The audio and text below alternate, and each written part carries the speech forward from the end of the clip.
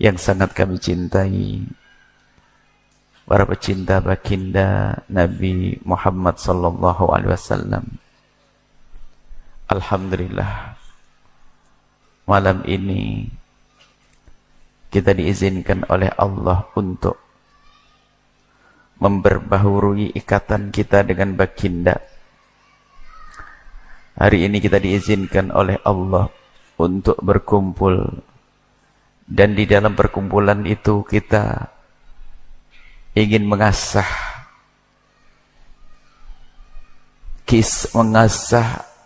menguatkan ikatan hati kita dengan baginda Nabi sallallahu alaihi wasallam. Kesempatan ini sudah merupakan sebuah keberuntungan. Di sana ada orang yang tidak pernah berpikir tentang cinta kepada Nabi Muhammad, tidak pernah berpikir tentang Nabi Muhammad, padahal mereka umat Nabi Muhammad. Maka siapapun yang masih dirindukan oleh Allah untuk mengingat Nabi, mengagungkan Nabi, memuliakan Nabi, maka sesungguhnya mereka adalah hamba-hamba yang beruntung. Dan juga dari semua yang hadir, para alim ulama, para guru-guru mulia, dan mobil khusus juga di sini ada Bapak Gubernur kita. Tadi saya minta kursi agar mendampingi saya duduk di kursi. Akan tapi beliau dengar-dengar dapat informasi nggak mau, karena di samping kiri kanannya ada juga gubernur pendahulunya, dan masih ada orang tua di kiri kanannya yang ditampakkan rupanya akhlaknya dulu tidak mau duduk di kursi. Baik, insyaallah Allah membalas, Allah mengangkat derajatnya orang yang tawadhu dimanapun berada. Dan juga tidak mau tidur di teras tadi, Masya Allah. Dan memang topik maulid Nabi kita saat ini adalah ingin menjadikan semua pria tidak akan tidur di teras. Hari ini kelemahan kita adalah kelemahan rumah tangga. Kalau ingin mengadakan, kalau bicara maulid Nabi dari sisi mana yang akan kita baca? Maulid Nabi, kalau bicara tentang mengagungkan Nabi Muhammad, maulid Nabi kita ingin mengagungkan Nabi Muhammad. Nabi Muhammad sudah agung dan sangat agung. Bagaimana tidak agung? Yang mengagungkan adalah Zat yang Maha Agung. Dalam firman-Nya, wa rafa'na laka dzikrak, aku telah mengangkat penyebutan namamu wahai Muhammad. Allah yang mengangkat Nabi Muhammad. Kalau bicara tentang keagungan akhlak Nabi, oke, sudah beres keagungan akhlak Nabi. Suatu ketika ada orang datang kepada Imam Ali, yang mereka adalah para tabi'in, orang tabi'in yang tidak pernah bertemu Nabi, berkata, wahai Imam Ali, tolong sebutkan kepadaku, ceritakan kepadaku, engkau orang yang paling dekat dengan Nabi, tahu akhlak Nabi, sebutkan kepadaku tentang akhlak Nabi. Sebelum menjawab, Imam Ali bertanya kembali, wahai hamba Allah, jika engkau ingin aku bercerita tentang keagungan akhlak Nabi, tolong, kamu tahu dunia? Tahu dunia seisinya. Ada lautan, ada gunung, ada. Tolong ceritakan kepadaku tentang dunia dalam waktu singkat ini. Orang tersebut berkata, bagaimana aku akan bercerita tentang dunia dalam waktu singkat, bermacam-macam dunia? Aku tidak akan mampu bercerita tentang dunia. Kemudian Imam Ali menjawab, engkau bercerita tentang dunia tidak bisa, sementara dunia disebutkan oleh Allah, wa mal hayatud dunya illa qalil, dunia itu kecil, kau tidak bisa menyebutnya. Bagaimana engkau minta kepadaku untuk menceritakan akhlak Nabi yang Allah menyebutnya, wa innaka la'ala khuluqin adzim, sungguh engkau berada dalam akhlak yang agung. Yang kecil kau tidak bisa bercerita, bagaimana aku bisa cerita yang agung? Kesimpulannya adalah, kata Imam, akhlak Nabi adalah, kalau engkau melihat dari bawah terlihat akhlak Nabi, sampai atas nggak tahu ujungnya di mana. Itulah akhlak Nabi Muhammad sallallahu alaihi wasallam, keagungan Nabi Muhammad sallallahu alaihi wasallam. Sudah selesai kisah agungan Nabi. Kelahiran Nabi juga sudah selesai. Lalu apa yang diperlukan hari ini? Yang kita perlukan namanya maulid Nabi, melahir kelahiran Nabi. Yang kita perlukan melahirkan kembali Nabi Muhammad. menghidupkan kembali Nabi Muhammad sallallahu alaihi wasallam di dalam kehidupan kita. Ada satu riwayat lain, makna merayakan Maulid Nabi itu menghidupkan kembali, melahirkan kembali Nabi Muhammad. Ada satu riwayat, bada'ad-dinu ghariban. Agama ini mula-mula tidak dikenal, gharib, aneh. Kalau orang memeluk agama Islam waktu itu dianggap aneh, dikucilkan, dimusuhi. Bada'ad-dinu ghariban, agama Islam mula-mula dianggap aneh. Nabi Muhammad dianggap aneh. Gelarnya macam-macam, sesaat disebut dengan syair majnun. Macam-macam gelar untuk Nabi Muhammad. Bada'ad-dinu ghariban, agama ini mulai dengan aneh. Tidak banyak yang kenal. Yang memeluk agama Islam dianggap aneh. Wa sayaudu ghariban, suatu ketika nanti akan dianggap aneh. Siapapun yang berpegang dengan agama nanti akan dianggap sebagai orang yang aneh. Tuba lil ghuraba, beruntung orang-orang aneh. Orang aneh artinya apa? Di saat orang dengan satu budaya yang akan menjadikan rusak kehidupan mereka, mereka masih berpegang dengan ajaran Nabi Muhammad. Itulah al-ghuraba. Tuba lil ghuraba alladzina yuhyuna ma amatan nasu min sunnati. Al-ghuraba, orang-orang aneh itu adalah mereka yang menghidupkan sunnah Nabi di saat semua orang pada meninggalkannya. Sunnah Nabi dalam segala kehidupan. Sunnah Nabi mencakup segala kehidupan. Cuman di malam ini kita ingin menghadirkan sunnah Nabi, ingin melahirkan Nabi di mana? Di rumah kita. Agar tidak tidur di teras. Ini penting, saya isyarat dari beliau memang saya harus bicara tentang ini. Ini penting sekali. Dan kalau bisa ini jadi kurikulum penting sebelum seseorang masuki pernikahan. Kami gabungkan antara pentingnya mewujudkan rumah yang benar demi tumbuhnya anak dengan benar secara pikiran dan mental untuk kita cetak menjadi generasi-generasi yang benar dan sehat. Kita lahirkan Nabi di rumah kita, di dalam kehidupan kita. Urusan kita dengan keluarga. Jangan sampai kita umat Islam di rumah kita tidak ada Nabi Muhammadnya. Urusan suami istri tidak kenal dengan cara Nabi Muhammad sallallahu alaihi wasallam. Pastikan rumah kita rumah yang meneladani Rasulullah sallallahu alaihi wasallam, dan nanti akan hadir keindahan yang sesungguhnya. Keindahan yang sesungguhnya. Rumah tangga, keluarga. Sederhananya begini. Ini, maulid kita saat ini seperti itu. Seperti ini. Sehingga nanti di rumah kita selalu kita dengan Nabi Muhammad, dengan akhlak Nabi. Nabi itu indah. Kalau bicara tentang keindahan Nabi dulu deh. Nabi pernah menyebutkan dalam satu riwayat, khairukum li ahlihi wa ana khairukum li ahli. Sebaik-baik kalian adalah yang paling baik kepada keluarganya. Dan aku adalah orang yang paling baik terhadap keluargaku. Terjemahan sederhananya adalah begini. Suami yang baik adalah suami yang baik kepada istrinya. Istri yang baik adalah istri yang baik kepada suaminya. Bapak ibu yang baik adalah bapak ibu yang baik kepada anaknya. Anak-anak yang baik adalah anak-anak yang baik dengan bapak ibunya. Dan begitu seterusnya. Jadilah Anda baik di dalam rumah.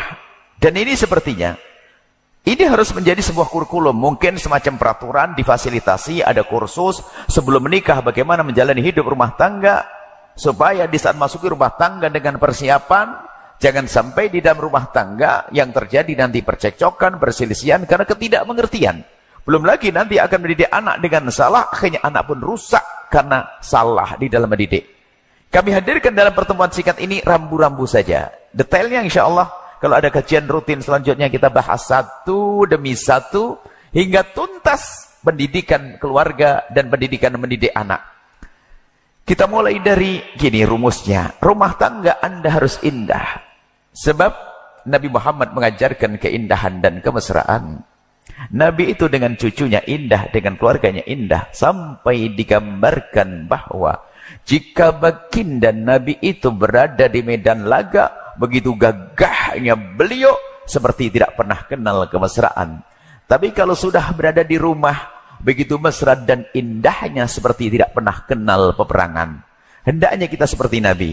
Ustadz itu hanya di mimbar saja. Kalau di rumah sudah nggak ada ustadznya. Gubernur hanya di kantor saja. Di rumah sudah nggak ada lagi. Kenapa? Di rumah yang indah. Nabi di rumah indah. Sebagai seorang suami yang penuh kasih dengan istri. Jangan mentang-mentang ustadz, gaya ustadznya dibawa ke rumah langsung ketemu istrinya. Bukan kalimat indah atau bukan sapaan indah, malah assalamualaikum wahai istriku. Abah mau baca Quran 4 juz dulu ya. Sholatnya 20 rakaat. Ya, keburu ngantuk nanti istrinya. Bukan di rumah yang indah. Ibadah itu banyak para ibu dan bapak. Kami ingatkan, kita perlu membangun keakraban di rumah kita. Rumahmu.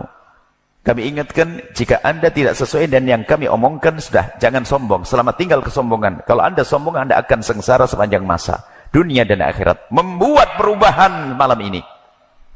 Jika Anda suami yang kurang baik kepada istri harus buat perubahan, jangan Anda nuruti setan, sebab muqaddimah neraka itu adalah sengsara di dunia. Harus berubah, harus berubah. Jika Anda istri yang bikin masalah di rumah tangga, malam ini kita akhiri. Selamat tinggal kesengsaraan di keluarga, karena kesengsaraan dalam rumah tangga muqaddimah sengsara nanti di akhirat. Kita harus coba apa yang seharusnya dilakukan kita untuk menghadirkan Nabi dalam kehidupan rumah tangga kita. Meneladani Nabi, Nabi indah.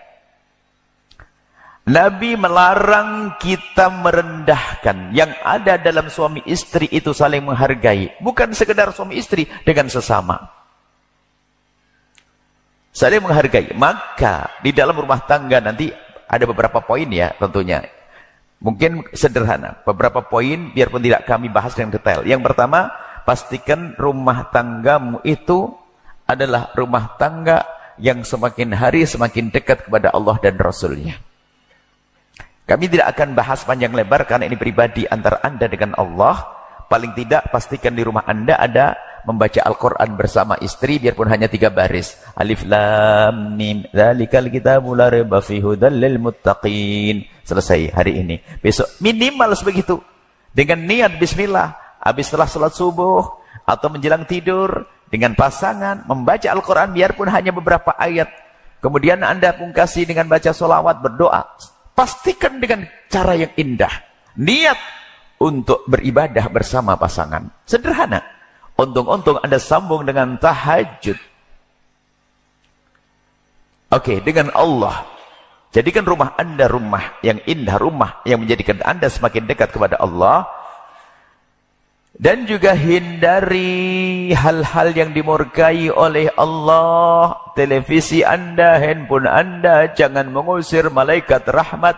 Karena yang ditonton adalah hal-hal yang tidak baik. Dan itu menjadi sebab Allah murka, tontonan-tontonan yang tidak pantas. Mungkin film-film yang tidak layak. Itu bukan saja menjadikan Allah marah, tapi menjadikan hati kita rusak. Dengan tontonan yang kotor hati kita rusak. Sehingga yang mempesonakan adalah tontonannya bukan pasangannya. Bangkit syahwat karena tontonannya bukan pasangannya. Ini pun tidak akan kita bahas panjang lebar. Kami ingin masuk bab yang lain. Hindari dan ingat pendidikan dari Al-Quran. Kullil mu'minina yaghuddu min absarihim. Katakan kepada kaum pria yang beriman itu, agar rumah tangganya semakin indah, jaga mata. Jangan diobral mata melihat yang haram. Kalau sudah mata ini melihat yang haram, yang halal terasa tidak indah, dan itu awal kesengsaraan. Akan tapi jika mata kita jaga kalau itu haram, aku tidak boleh melihat baik di alam nyata atau di alam maya. Selagi itu tidak baik saya hindari, maka istri akan semakin indah, suami akan semakin indah. Wa kullil mu'minati yaghdudna min absarihin. Saatnya ini juga merusak keluarga. Jadikan rumah kita rumah Allah, rumah dekat kepada Allah, rumah yang dekat kepada Nabi Muhammad SAW. Yang kedua adalah, ini hanya muqaddimah saja, isinya nanti di pertemuan yang berbeda. Suri toladan dari baginda Nabi dari sisi mencari keberkahan agar rumah tangga Anda indah, ambil keberkahan dari orang tuamu. Maka rumusnya sederhana. Hei istri, ajari suamimu agar semakin hari semakin baik dengan bapak ibunya, bukan ibumu.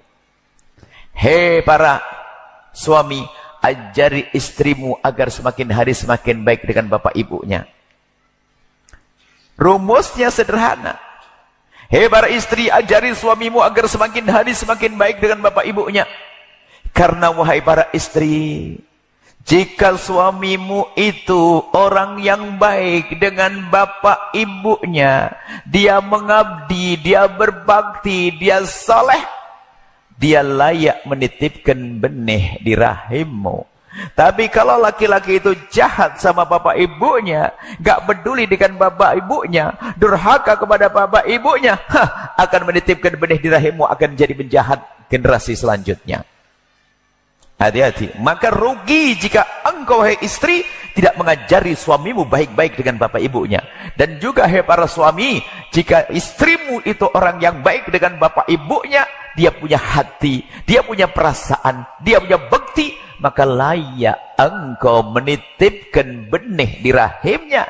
Kalau dia tidak baik sama bapak ibunya, jahat, tak peduli, durhaka, engkau nitipkan benih di rahimnya, akan tumbuh penjahat generasi kedua.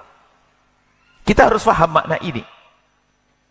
Di balik pengabdian kepada orang tua akan ada keberkahan.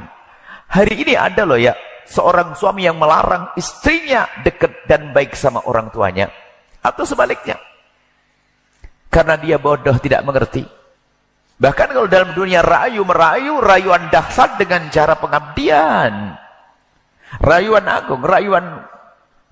Kalau merayu pasangan bukan kita akan bulan madu di atas awan. Itu mahayal. Akan tapi coba kita gambarkan sederhana saja.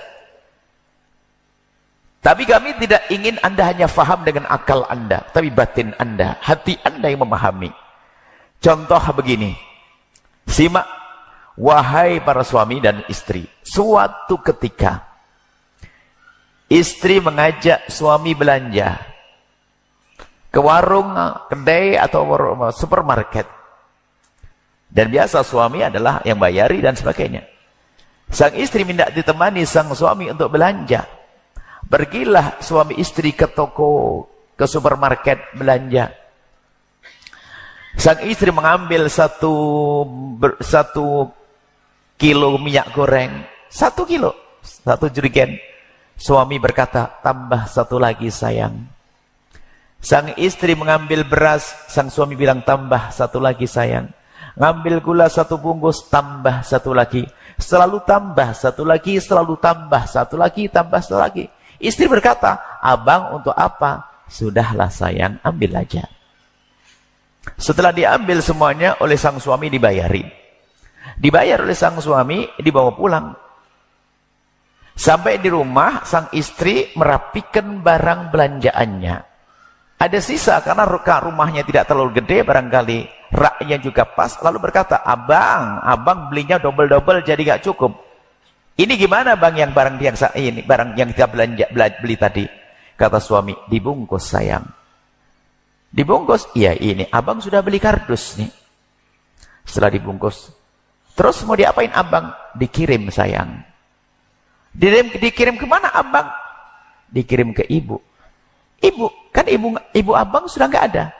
Ibumu cantikku, sambil megang hidungnya. Oh. Sang istri jatuh cinta yang kesekian kalinya. Kenapa? Suamiku mengingat ibuku, aku saja tidak berpikir tentang ibuku. Dahsyat. Begitu sebaliknya, seorang istri mungkin dikasih uang bulanan oleh suaminya dengan uang yang sangat pas-pasan. Tapi sang istri dengan kecerdasannya menyisihkan rezeki tersebut. Dikumpulin setiap akhir bulan. Membeli sesuatu. Lalu minta tolong kepada suaminya. Abang, tolong hantar ini abang. Dihantar kemana adik? Dihantar ke ibu. Ibu siapa? Ibunya abang sayang. Oh, jatuh cinta. Jatuh cinta sang suami kepada istrinya. Karena apa? Istrinya peduli pada ibundanya. Dan itu rayuan dahsyat dan agung. Bukan sampai di situ, keberkahan dibalik berbakti pada orang tua. Akan tapi ada suami, Masya Allah, kalau melihat istrinya membantu ibunya sendiri yang ada marah. Ada istri, Ada istri marah kepada suaminya yang lagi bantu kepada ibunya. Itu musibah. Suatu ketika ada orang bertanya kepada kami, perempuan, ia berkata bahwa Buya, saya sudah menjadi pegawai negeri. Tidak tahu beritanya apa kok tiba-tiba cerita pegawai negeri. Nah, terus, ya saya sudah punya gaji. Oh alhamdulillah. Cuman gini Buya, gimana Buya? Saya punya ibu kerja di pasar, pas-pasan banget, fakir lah. Gimana Buya hukumnya? Kalau gaji saya, sebagian saya berikan kepada ibu saya, tanpa sepengetahuan suami saya. Kami bertanya, itu duit siapa Bu?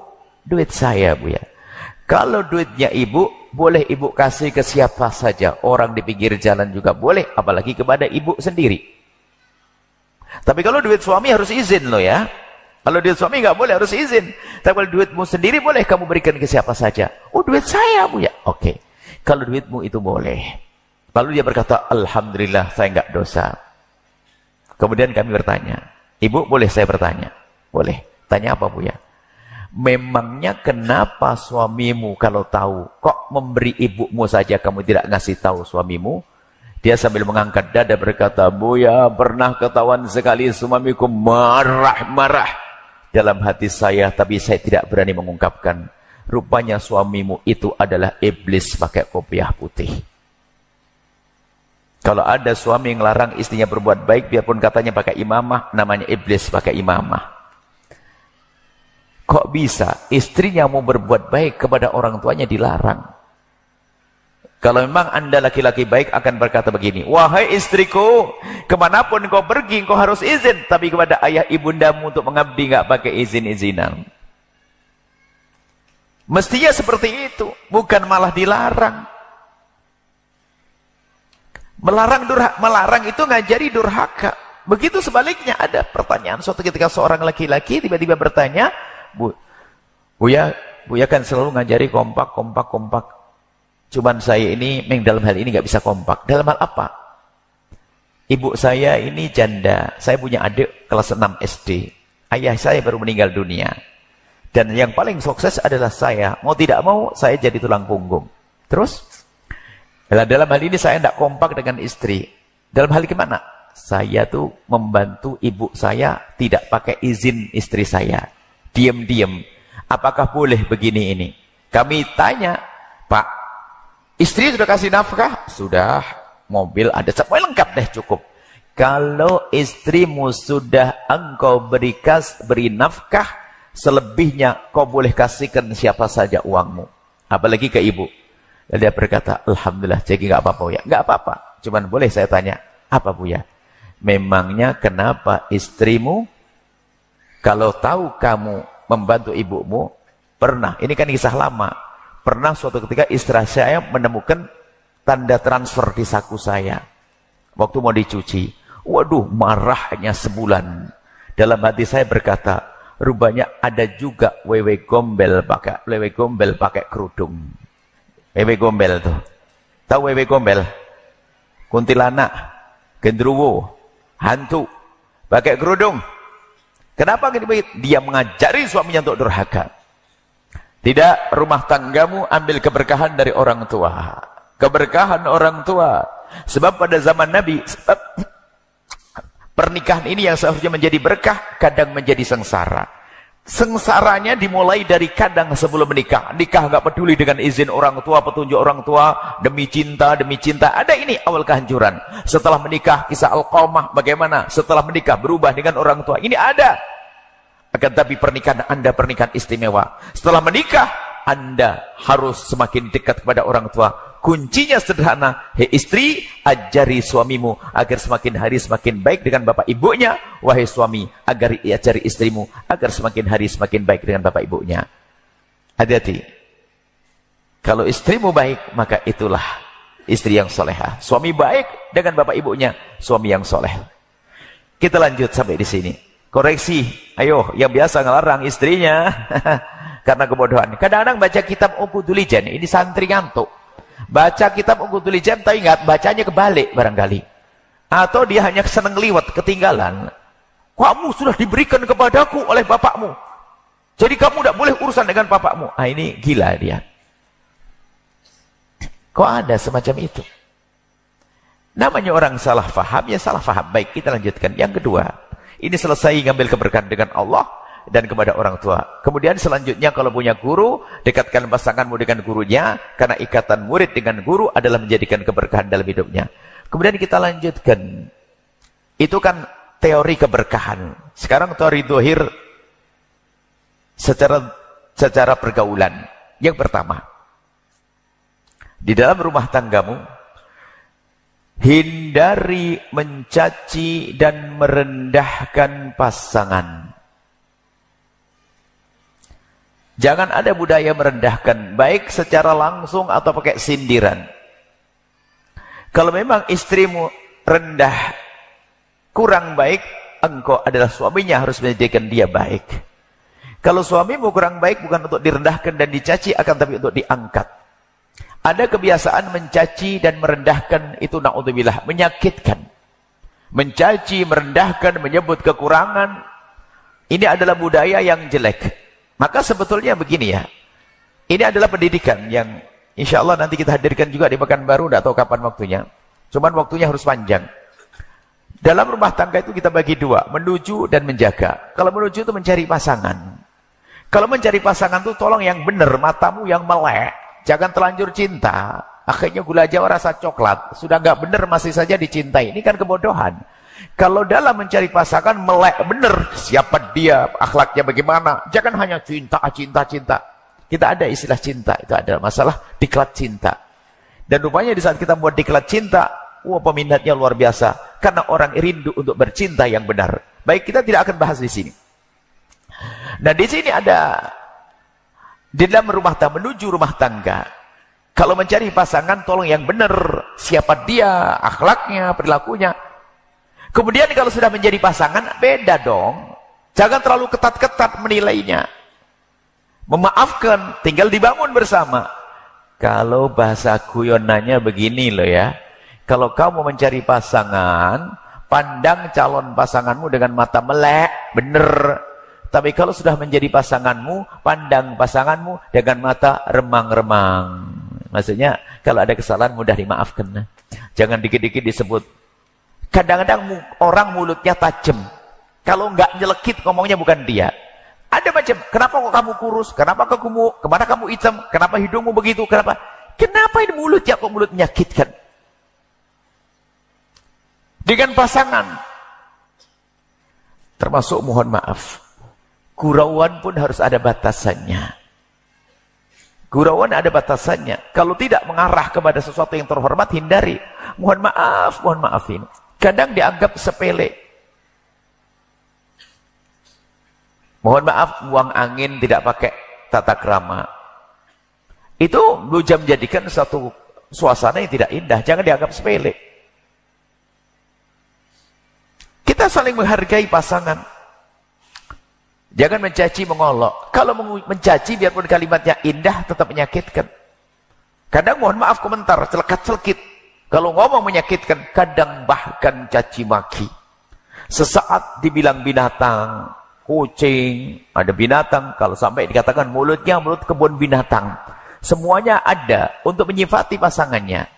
Suami menyebut istrinya kucing, kadang dibilang guguk, anjing. Aneh, suami menyebut istrinya anjing. Siang dibilang anjing, malam digauli, berarti dia telah menggauli anjing. Kebodohan. Istri juga demikian, menyebut istrinya, suaminya dengan sebutan jelek. Kita hindari, pastikan lesanmu lesan muslim. Man salimal muslimuna min lisanihi wa yadihi. Lesanmu lesan yang selamat. Jangan biasa merendahkan, mencaci, mengolok. Biarpun mohon maaf kalimatnya indah, kalau menyakitkan ya menyakitkan. Biasa, anggap saja begini deh, pakai kalimat lembut, ayang, pakai ayang-ayangan. Pakai kalimat lembut, sayang. Iya abang, ada apa bang? Ayang, iya. Kenapa sih mulut ayang begitu? Kurang ajar. Kayaknya pakai sayang-sayang, mulutnya sakit. Setelah dibilang begitu, dia tersakiti hatinya, rusak hatinya. Sehingga dia ingin membalas. Akhirnya dibalas, ya abang, kenapa mulut abang juga begitu? Balas kan? Pasti. Sehingga yang ada caci maki olok-olokan. Kalau bicara kekurangan, semuanya punya kekurangan, hai hamba Allah. Biarpun katanya engkau sempurna, ada kekurangan. Maka jika pasanganmu punya kekurangan, engkau punya kekurangan. Maka hari ini kita hindari mengucapkan kalimat yang menyakitkan. Secara terang-terangan atau halus. Mana sih yang lebih bagus, rambut keriting atau rambut lurus? Bingung kan? Sebab yang rambutnya lurus pengen dikeriting. Yang rambutnya keriting pengen dilurus. Nah, yang ada adalah syukur. Nah, ini ada manusia. Semuanya adalah kelebihan. Tidak perlu kita saling merendahkan, mencaci, mengolok, apalagi menyifati fisik yang dia tidak bisa merubahnya. Memang begitu. Matanya begitu, hidungnya begitu, mulut begitu. Itu sudah suamimu, itu istrimu. Halal yang Allah berikan. Sudah, syukur. Jangan biasa mencaci rumah tangga. Tidak bercaci maki. Hanya kebodohan, sungguh. Laki-laki baik tidak akan mencaci istrinya biarpun istrinya layak dicaci. Dan istri yang baik tidak akan mencaci suaminya biarpun suaminya layak dicaci. Gak kebayang loh kita tuh bagaimana caci maki. Mencaci bagi orang yang punya hati gak bisa. Dengan orang biasa saja gak bisa, orang lain. Apalagi ibu anak-anaknya, ayah daripada anak-anaknya. Hindari. Ini langkah-langkah awal, tolong biar di budaya di rumah Anda budaya ngomong yang baik. Jangan bicara ngomong yang tidak baik. Kemudian setelah itu apa? Hindari kekasaran di rumah.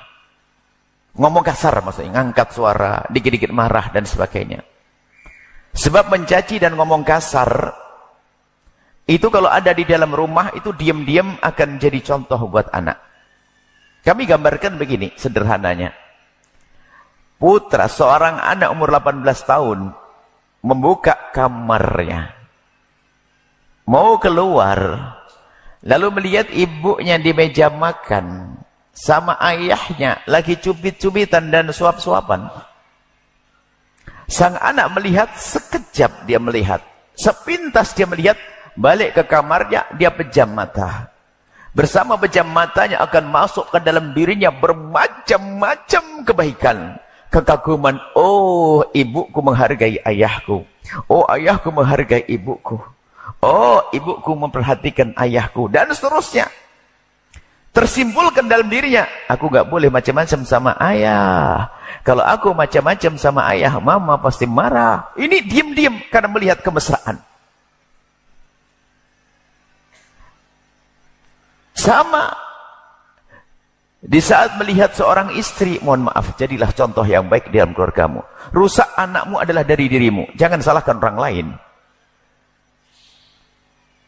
Kita menyekolahkan anak mondok di sana sini, di rumah rusak. Anak di pondok sebentar benar sampai sebentar di rumah rusak kembali. Ini perlu serius ingin perhatikan rumah.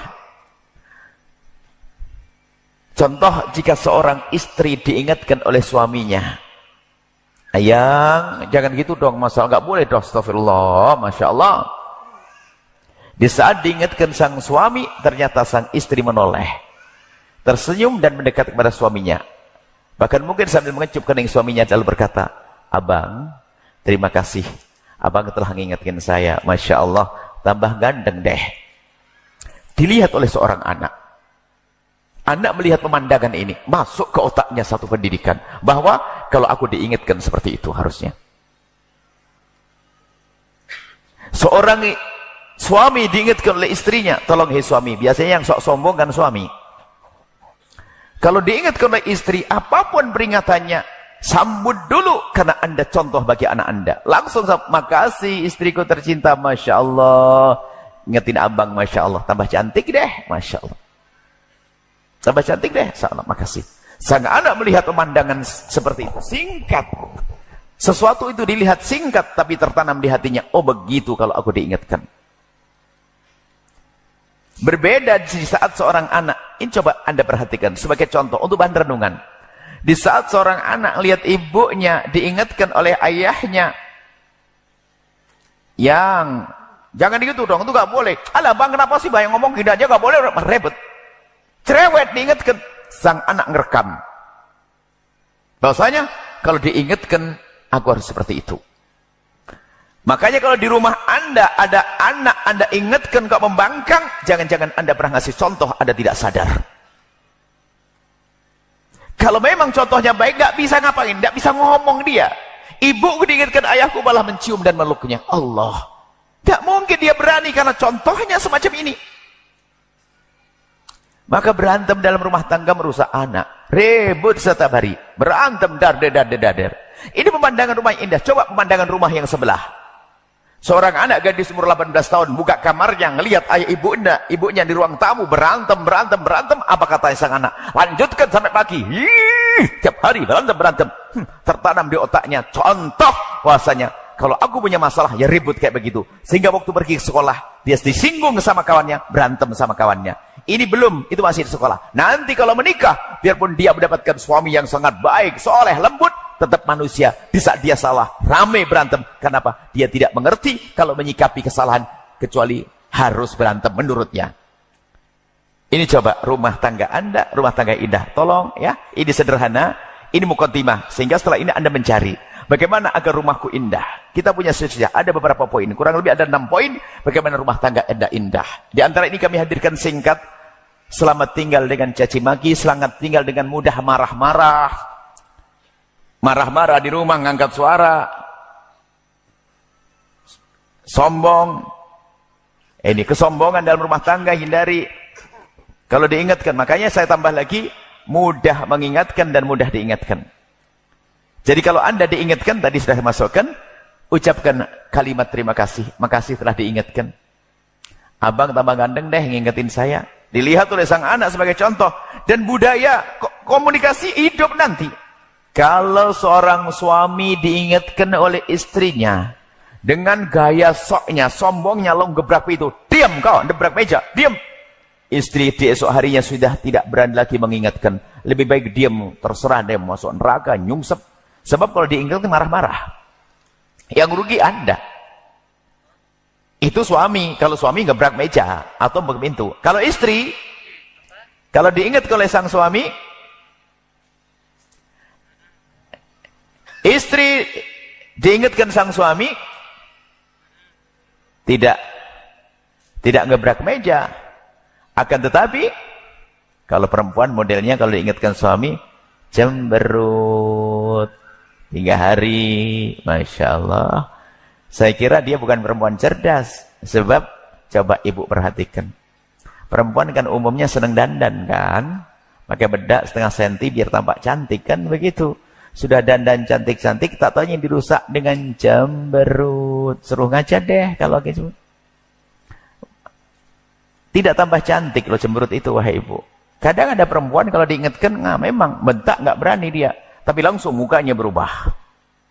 Sehingga sang suami itu, mohon maaf para ibu, bagi seorang suami cemberutnya seorang istri itu lebih tajam daripada pisau. Paling nggak enak kalau ngeliat istri cemberut. Kenapa cemberut lagi? Marah 3 hari, nggak ngomong, ditanya nggak jawab, diem. Oh, itu menyiksa bagi suami. Apakah cinta dibangun dengan muka masam? Tidak. Hanya perempuan bodoh yang punya tradisi muka masam. Sudah masam mukanya ditambah muka masam. Tidak ada baiknya ibu. Tolong fahami makna itu. Nah, ada yang sekarang pun nggak senyum Anda. Saya ngomong ini Anda senyum. Senyum itu kita. Belajar senyum untuk suami nanti. Kita perlu budaya indah di rumah. Budaya baik di rumah. Dan omongan kami ini tidak akan berguna bagi orang yang sombong. Sombong dalam rumah tangga gak berguna. Egois itu gak kelihatan kalau belajarnya pisah begini. Egois itu akan tampak kalau seandainya belajarnya bareng. Suami istri jajar bareng begini, jajar. Ini egoisnya baru kelihatan. Misalnya, Buya lagi ngomong tentang perempuan yang baik adalah begini. Suaminya langsung nyolek, tuh denger. Itu suami egois. Ngapain pakai colek-colek? Atau kita lagi cerita, suami yang baik adalah harus begini. Istrinya langsung, denger tuh. Nggak usah pakai begitu. Ilmu itu untuk aku, bukan untuk pasanganku. Aku yang perlu belajar. Aku ingin baik.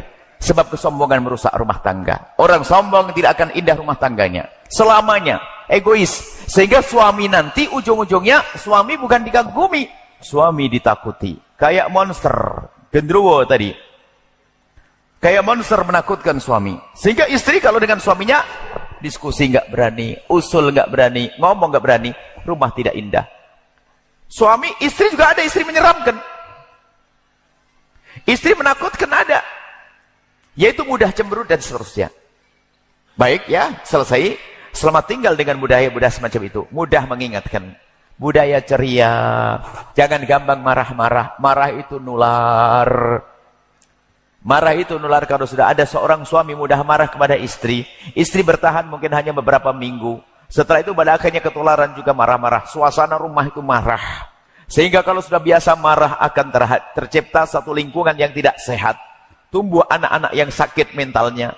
Ketemu orang marah makanya menjadi orang emosian. Budaya keluarga yang suka emosi di masyarakat menjadi tidak indah. Baik, ini sampai di sini. Kita lanjutkan. Kemudian setelah itu, ayo ya, kita sudah mencoba rumah tangga yang indah, lembut, tidak ada caci maki, memberi contoh yang baik. Kemudian saya kasih mukhatimah urusan Anda dengan keluarga dan anak-anak. Memang namanya maulid, kita hanya sekedar gebiar saja, tidak akan kami hadirkan sedetail-detailnya. Selanjutnya, bagaimana urusan Anda dengan anak-anak Anda, wahai hamba Allah. Yang pertama, Anda dengan anak-anak Anda. Yang pertama adalah jangan biasa patahkan, rusak mental mereka. Cara menegur, hari ini betul kita belajar memperlakukan anak. Khususnya banyak jadi korban anak pertama. Karena bagi orang tua yang belum punya pengalaman mendidik, akhirnya dibikin. Karena terlalu tinggi target kita. Pengennya cepat pinter, cepat bisa. Sehingga lupa kita sertai emosi. Kita sertai emosi. Sehingga ibu-ibu itu kalau ngajar Quran, jangan, bahaya itu. Biar orang lain yang ngajar. Kadang-kadang ngajar Quran itu nggak kuat. Anaknya salah sedikit, ini loh matanya, ini loh baba, ini loh kamu. Itu coba konsen. Ibu biasa begitu, suka marah-marah. Jadi anak begitu itu bukan tambah konsen, tambah pecah. Atau sederhananya, kita ini hari ini dengan anak, kita harus bersaing. Karena hari ini anak kita biasa dengan pergaulan yang bermacam-macam, yang sangat berbeda dengan zaman kita dulu. Zaman dulu itu urusan anak itu lebih banyak dengan orang tuanya karena nggak ada media sosial. Di sekolah pulang rumah dengan orang tua, sekolah pulang rumah. Hari ini medsos, kenal macam-macam. Sangat beda memperlakukan anak. Jika Anda salah, maka salahlah anak nanti. Jadi dengan anak jangan hancurkan mentalnya dengan cara Anda memperlakukan mereka. Satu diantaranya membeda-bedakan anak. Membedakan anak itu kembali kepada menyakitkan tadi. Dengan cara tidak langsung. Jadi Anda tidak boleh bedakan anak. Dan kita sebagai seorang anak tidak boleh merasa dibeda-bedakan. Ini babnya beda. Sebagai anak jangan mengatakan ayah tidak adil. Itu jahat. Anak mengatakan bapaknya tidak adil, wah ini kurang ajar. Sebab seorang tua kadang membuatkan rumah anak pertama, bukan berarti yang kedua tidak dibuatkan, memang belum waktunya. Hati-hati. Sebagai seorang anak ini rambu-rambu ya, supaya tidak salah. Sebagai seorang anak, jangan sekali-kali Anda menduga orang tua Anda tidak adil. Jangan sekali. Cuma ini kita membahas sebagai orang tua. Hei orang tua, biarpun itu anak yang paling Anda sayang, Anda tidak boleh membeda-bedakan cara memperlakukan. Karena apa? Pembedaan Anda merusak mental dan hati mereka. Sehingga diam-diam anak itu menjadi bermusuhan. Ada sebagian orang itu kalau sudah sayang sama anaknya yang satu itu, segala-galanya. Si anak mama itu. Sehingga sampai abang-abangnya, kakak-kakaknya kalau menginginkan sesuatu, kalau ngomong ke ibunya langsung, dia sudah yakin nggak kita dikasih. Yuk makan di sana, nggak usah nanti aja, pasti itu. Mi makan di sana yuk, nggak usah nanti. Mi ke jalan sana, nggak usah, pasti itu jawabannya. Tapi kalau sudah melalui anak yang satunya ini, anak kesayangannya, pasti langsung dituruti. Sehingga abang-abang dan kakak-kakaknya tadi, kalau menginginkan sesuatu, tidak langsung ngomong ke ibunya, langsung bilang ke adiknya, adik, iya kak, bilang ke mama sana, ayo kita makan di luar yuk. Iya kak, mama, makan di luar yuk. Ayo siap. Lihat kata abang-abangnya gimana? Tuh. Kalau sudah adik ngomong langsung, ayo siap. Diam-diam tertanam kebencian. Biarpun sama-sama makan enak seolah-olah. Kalau sudah adik ngomong, pasti langsung. Tapi kalau kita ngomong boro-boro, Gara-gara membedakan anak rusak. Biarpun Anda sayang, memang urusan cinta tidak bisa dibeda-bedakan. Anda mungkin sayang pada anak bontot, anak perempuan, anak ini. Tapi dalam memperlakukan, awas tolong. Jangan Anda membeda-bedakan. Anda senyum kepada si A, si B, dan sebagainya. Anda memberi juga demikian. Adil, hati-hati. Kemudian yang kedua, Anda jangan hancurkan mental anak-anak Anda dengan sikap Anda yang tidak pernah memotivasi dia. Jadi biasanya begini, kebiasaan orang tua mematahkan. Karena kebiasaan ngomong kasar kita. Misal, Anda minta tolong, ini biasa terjadi tidak disadari. Ini sebuah contoh, permasalahan lebih banyak dari ini. Misalnya begini, ayo tolong bantu Umi nyapu ya, nyapu kamar biar bersih, nyapu rumah. Ya Mi, langsung ada satu yang nyapu. Yang satu nyapu, Masya Allah, sudah selesai nyapunya. Setelah itu, sang ibu masuk. Rupanya ada bagian tertentu itu kelewatan. Yang kebetulan agak kotor banget sampai meleset. Ih, apa kata sang ibu? Siapa yang nyapu tadi? Saya, Mi. Kalau nyapu itu yang bersih. Kalau nggak bersih, mending nggak usah nyapu sekali. Loh, kenapa kok ngomong begitu? Marah. Kenapa kok gaya ngomong tidak enak? Apakah itu membangkitkan, menghidupkan mental yang menyehatkan? Itu merusak. Sehingga sang anak kecewa. Aduh, aku sudah nolong, tak tahu malah disalahin, dimarahin. Kalau sama mama nggak ada benernya. Kenapa Anda tidak merubah dengan cara yang indah? Misalnya, coba ada. Biarpun ini belum terjadi dalam rumah Anda harus mencoba. Misalnya, di saat Anda menyuruh anak-anak Anda mengerjakan sesuatu, kok kerjaannya belum beres, jangan dicaci tentang kesalahannya dulu. Tapi sanjung dulu karena dia telah menjalankan tugas Anda. Misalnya, siapa yang nyapu tadi? Saya, Umi. Masya Allah, anak Umi cantik, solehah banget. Makasih sayang ya, sambil dikit cukannya. Makasih. Cuman nanti sayang, kalau nyapu jangan ada ditinggal kayak gini dong. Kan bahaya ya, makasih ya. Itu kan enak. Bukan pakai, nggak usah nyapu sekali, nggak usah hanu sekali, nggak usah ini. Aduh. Dan ini banyak terjadi di hari ini. Sehingga seorang anak sudah kurang penghargaan pada orang tuanya. Berarti yang merusak anak kita sendiri. Kemudian yang terakhir yang kami hadirkan, poin-poinnya masih banyak. Budaya hadir dalam keluarga. Hadir maksudnya apa? Memaksimalkan sebuah pertemuan. Mungkin anak Anda kuliah di Medan, pulang pergi sebulan sekali atau seminggu sekali. Di saat pulang itulah, atau waktu Anda telepon yang maksimal, jadwal telepon ketemu anak yang maksimal, diskusi yang maksimal. Waktu anak Anda pulang, mungkin anaknya pada tinggal di pondok. Waktu pulang, maksimallah Anda dengan mereka. Termasuk di rumah itu, kalimat hadir itu apa? Budaya hadir dalam rumah tangga, menghargai. Hadir ini, sebab begini, ada di rumah tangga itu lengkap. Anaknya lengkap, bapak ibunya lengkap, tapi subhanallah, tidak pernah ada terbangun komunikasi. Bisa jadi suaminya ngadep ke sana dengan handphonenya, ibu ke sana dengan handphonenya, anak langsung masuk kamar. Kelihatannya di rumah terus, akan tapi mereka sibuk dengan selain saudaranya, selain keluarganya. Itu problem besar hari ini. Sehingga kalau sudah tidak biasa hadir, akrab dalam rumah tangga, terputuslah komunikasi, sehingga nggak akan bicara tentang problem, kemudian solusinya apa, bicara masa depan, nggak ada. Sehingga anak-anak semakin tenggelam, lebih nyaman di alam maya. Hidup di alam nyata susah. Ngomong sama mama susah, sama ayah susah. Tapi kalau saya di medsos, saya melalui handphone, saya sebentar dapat likes, dapat jempol, dapat senyum. Begitu mudahnya, capek hidup di alam nyata. Sehingga lihat, anak yang sudah tenggelam di alam maya itu, lihat susah komunikasinya. Gak betah duduk sama orang tuanya. Ada paman yang datang salaman langsung pergi. Tidak ada keindahan. Kenapa? Karena tidak biasa hadir dalam kebersamaan. Nah, kita perlu saat ini, ibu, bapak. Hadir itu maksudnya begini, Anda membiasakan ngobrol dengan anak-anak.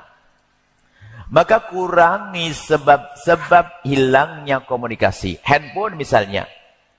Anda sebagai orang tua harus malu ya, kalau di rumah main handphone terus. Karena diam-diam Anda telah merusak Anda. Anda tidak sadar itu. Anak manggil uminya, mama. Apa sih? Kaget dia. Rupanya tenggelam tadi. Ibunya dengan handphonenya. Apa sih? Memang sih sibuk ini. Sibuknya sibuk main handphone. Ayahnya juga demikian. Itu diam-diam merusak anak. Sehingga anak pun akhirnya ya pengen seperti itu juga.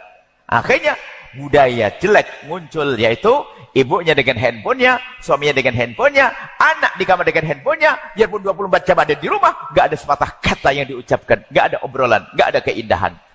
Nah sekarang kita perlu merubah, wahai ibu yang baik, bapak yang baik. Di rumah kita ayo, kita biasakan dengan komunikasi, duduk, biarpun anak Anda umur 2 tahun, Anda ajak ngobrol, biasakan ngobrol. Mungkin sekarang kita mulai di rumah, Anda harus punya adab, handphone di rumah itu hendaknya ditaruh. Bukankah handphone untuk komunikasi di antara kita?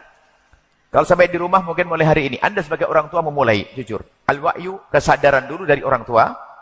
Kemudian setelah itu memulai. Letakkan di rumah. Kalau Anda ingin main handphone atau ada hajat telepon, Anda minta izin deh kepada suami, pada istri. Sekarang kadang bukan saja urusan dengan anak, suami istri kadang-kadang suami itu mau nyapa istrinya tuh gak tega. Gak enak karena istrinya asyik dengan handphonenya. Atau sebaliknya. Mana keindahan bisa dibangun dengan itu semua. Kadang-kadang diranjang, sama-sama diranjang. Punggungnya pun sandar-sandaran. Handphone ya masing-masing. Allah. Sampai kami sering sampaikan guyonan. Kalau sudah engkau kumpul dengan pasanganmu, wahai bapak, wahai ibu, sudahlah kurangi ibadah. Al-Qur'annya di stop dulu karena ingin mesra dulu. Sholatnya ntar dulu. Termasuk nggak usah dengar videonya Buya Yahya. Nggak usah. Itu alasan itu. Alasan dengar video. Kalau dengar video bersama. Kebersamaan itu mahal. Membangun keakraban itu penting. Ibadah ntar dulu. Ibadah dengan Allah mah gampang di mana saja bisa. Akan tapi di saat ada pasangannya, kurangi ibadahmu untuk Anda maksimal dengan pasanganmu, dengan keluargamu. Ini penting kebersamaan dalam keluarga. Jadi dimulai dari urusan handphone misalnya. Jangan Anda di depan anak dengan handphone. Ini hal yang merugikan anak kita. Kalau sudah tidak ada komunikasi, yang terjadi adalah salah paham, muka masam, jarang ngobrol, dipanggil nggak pernah duduk makan aja sambil megang sendok, sebelahnya handphone, bukan ngomong sama ayahnya. Itu pun orang tua nggak sadar kalau ini sudah rusak di rumah tangganya, nggak ada keindahan. Apa artinya? Ayah ibunya sudah tidak indah lagi bagi dia. Karena sudah dimulai dari sang ayah tidak merasa indah dengan anak-anaknya. Ini harus disampaikan ilmu ini. Kenapa? Teledor. Anda harus memulai. Setelah Anda merasa bersalah, Anda harus minta maaf. Harus minta maaf kepada anak agung. Beberapa waktu yang lalu saya dengan anak kami lagi berangkat mau mondok. Anak kami yang mau berangkat mondok, pamitan jam 10 malam dia mau berangkat. Iya, nak, mau berangkat. Kebetulan kami lagi megang handphone, kami mau nunjukkan video, ada video baru dia. Video di foto-foto, itu mau saya tunjukkan. Cuman saya kan tidak pinter-pinter amat main handphone. Jadi saya nyari kelamaan. Di saat lagi konsen saya nyari begini, dia salaman, saya setengah sadar. Setelah saya ketemu handphonenya, dia sudah pergi naik ke mobil. Saya nyesel, la ilaha illallah. Baru besoknya saya telepon. Nak, Ali ingat enggak kemarin, waktu kamu berangkat, Buya lagi ngapain? Dia enggak kepikiran apa-apa, tapi mesti ingat itu. Cuman dia bingung, ngapain ya? Ngapain sih Buya? Enggak tahu, lupa. Pasti ingat, cuman lupanya maksudnya, dia tidak tahu maksud saya apa. Enggak tahu, kenapa Buya? Ingat enggak, waktu kamu keluar, Buya lagi ngapain? Enggak ingat dia, katanya. Buya megang handphone, dia, oh iya, Buya megang handphone. Loh, berarti kan tahu dia. Sebenarnya itu terekam di otaknya, terekam di hatinya. Kalau saya megang handphone, lalu saya jelaskan, Buya salah. Seharusnya Buya tidak megang handphone, seharusnya Buya ngelepas kamu. Enggak apa-apa Buya. Iya, tapi Buya minta maaf kan? Enggak apa-apa kan? Buya minta maaf sekarang. Dan juga kebetulan tadi itu saya pengen nunjukkan video kamu. Artinya meminta maaf itu bukan sebuah kesalahan. Kalau Anda tadi salah, tiba-tiba dengan handphonenya, bilang ke anak, maaf sayang, uminya tadi telepon sama abinya agak lama. Ya, enggak apa-apa. Biasakan budaya di rumah ini. Indah budaya komunikasi. Biarpun anak Anda umur 2 tahun ajak ngomong, sayang, gimana, apa kabar? Ini mama apa itu? Anda harus malu sebagai orang tua. Di saat di rumah, Anda tidak ngajak diskusi dengan mereka, tidak ngobrol dengan mereka. Apalagi anak diserang menjelang puber. Dia sudah mulai diskusi tentang cinta, tentang laki-laki, tentang lawan jenis. Jika ibunya, ayahnya tidak menjadi kawan terdekatnya, maka kawannya adalah bebas yang ada di sana. Yang merusak urusan kehidupannya. Nah inilah, jadi yang terakhir adalah hadir. Ayo kita biasakan di rumah kita dengan kebersamaan dengan orang, anak-anak kita, keluarga kita, termasuk yang ustadz. Kalau harus murojaah, ya tidak minta izin. Kami masih ingat ibunda kami itu kalau kami lagi belajar, kami kan sempat di rumah itu mulai dari SD sampai SMP. Umi kami di samping kami, di samping kanan kami. Setiap kami belajar, beliau ada di sini. Sampai kami berhayal kalau seandainya hari ini semua ibu bisa seperti itu, kan enak sekali. Dan kebiasaan beliau adalah sambil menyiapkan kami itu, kami suka goreng-gorengan bakar-bakaran itu. Bukan gorengan bakar, kacang dibakar, beton isi nangka dibakar itu. Bakarnya dibakar tungku nyala, bekas tungku itu ada kreweng dari tanah itu, taruh itu aja langsung matang sendiri. Di samping Buya beliau. Dan yang Buya rasakan adalah sesaat-sesaat tangannya itu merambat di leher saya. Sesaat-sesaat kerasa. Dan kemudian juga, ini penting sekali, Anda hadir. Kemudian tolong ibu, bapak, kalau bicara sama anak jangan pakai lesan saja. Membangun keakraban itu penting, Anda perlu dengan kulit Anda. Apa sih salahnya kalau Anda berbicara dengan mendekat? Mohon maaf, ini yang sangat saya cintai nih Pak Gubernur. Misalnya anak, kalau ngomong kenapa? Sayang, ayo ngaji ya. Ayo ini, dengan sentuhan.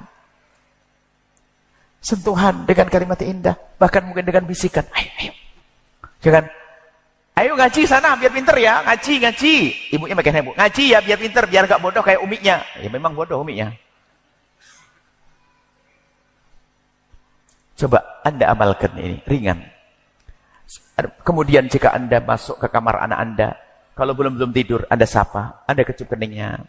Kalau dia sudah tidur sekalipun, Masya Allah, Anda sentuh kakinya.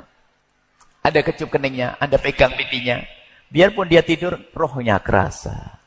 Rohnya merasa, apalagi di saat dia melek langsung sadar. Uminya, abinya perhatikan, akan tumbuh sesuatu yang dahsyat di dalam hatinya. Sesuatu yang agung di dalam hatinya. Ini sisi yang terlupakan dalam kehidupan. Kenapa? Kita sering sibuk dengan yang jelas. Handphonenya berjam-jam kita. Hari ini kita dikuasai oleh benda kecil handphone. Sehingga bunyinya adalah, aku dimiliki handphone, bukan handphone milikku. Nah, kita akan dikuasai. Yang dulu katanya handphone ini tujuannya adalah mengurangi kesibukan kita. Ternyata hari ini handphone menjadikan kita sibuk. Nggak ada hentinya. Ayo para ibu, para bapak. Maulid kita hari ini adalah kembali kepada keluarga dengan keindahan. Sehingga nanti akan muncul generasi yang sehat. Anak-anak patuh, udah dengar orang tua. Indah, bahagia rumah tangga. Moga timah keindahan kelak di surga bersama Nabi Muhammad SAW. Kemudian nanti ada pendidikan tentang anak. Tolong wahai anak, kalaupun nanti ternyata ayahmu seperti yang Buya sebutkan tadi, ayahmu kasar, ibumu kasar, kamu tidak boleh menyerah. Kamu yang memulai untuk membuat kelembutan di rumah. Jangan menyalahkan saja. Hati-hati. Karena apa? Ayahmu punya nasib tidak belajar seperti kamu. Maka maklumi, jangan salahkan orang tuamu. Ini berbeda. Jangan sampai setelah majelis ini, anak nyalahkan bapaknya semuanya. Bapakku begitu, makanya saya begini. Bapakku keras saja, makanya begini. Wah, ini anak sengsara. Memang kalau ngaji, kalau tidak lengkap, nanti bisa pincang nanti. Insya Allah pertemuan yang akan datang, kami akan hadirkan bagaimana seorang anak dengan orang tuanya. Untuk sukses dunia, sukses akhirat. Ini saja. Kemudian tadi, Masya Allah, disampaikan Pak Gubernur tentang program-program beasiswa yang ada di Mesir. Kemudian, nikmat. Membuat asrama di sana. Dahsyat. Itu sisi yang terlupakan. Kampus-kampus untuk mencetak dokter, insinyur, alhamdulillah luar biasa. Akan tapi mencetak ulama harus dipikirkan. Sehingga ada keseimbangan. Ustadz-ustadz, Masya Allah, penerus dakwah bagi Nabi SAW. Dan keterlibatan orang-orang seperti beliau penting. Dan perlu punya kekuatan, punya kemungkinan untuk melakukan itu semuanya. Dan mengucapkan terima kasih. Dan juga semuanya harus sadar pendidikan untuk anak-anak Anda. Pergaulan untuk anak-anak Anda. Lingkungan anak-anak Anda. Dan bersama ini juga kami sampaikan, alhamdulillah, Kami ingin mengajak kepada siapapun. Al-Bahjah sudah ada di Pekanbaru, pesantren. Pesantren Al-Bahjah itu ada di mana-mana. Kita ada pesantren dengan para pejuang namanya Al-Bahjah. Ada di Jawa Timur, Jawa Tengah, Jawa Barat, Bogor, ada Sumatera, Kalimantan, sampai ada di Malaysia juga ada. Termasuk di sini ada di Pekanbaru, Dumai, Bengkalis, dan Bukit Kerikil, sama Bukit Kapur, ada Al-Bahjah. Dan kami sederhana, yuk kami mengajak semuanya untuk bisa berjuang. Kita ingin kaya di akhirat. Kalau saya ngandalkan umroh, setelah umroh selesai, nggak bisa umroh kalau mati. Sholat dengan mati kita selesai. Tapi membuat pondok pesantren ini dahsyat. Cuma dengan catatan, tolong. Ada rambu-rambunya. Ada rambu-rambunya. Kami mengajak ini, ada pondok kami promosikan. Tapi jangan salah. Bagi siapapun yang sudah punya ikatan dengan seorang guru, jangan memutus hubunganmu dengan gurumu, hanya ingin bergabung dengan kami. Kami datang bukan untuk merebut Anda dari tangan guru Anda. Justru yang kami rindukan Anda semakin kuat dengan guru Anda. Kenalkan saya dengan guru Anda. Ini program lain ini.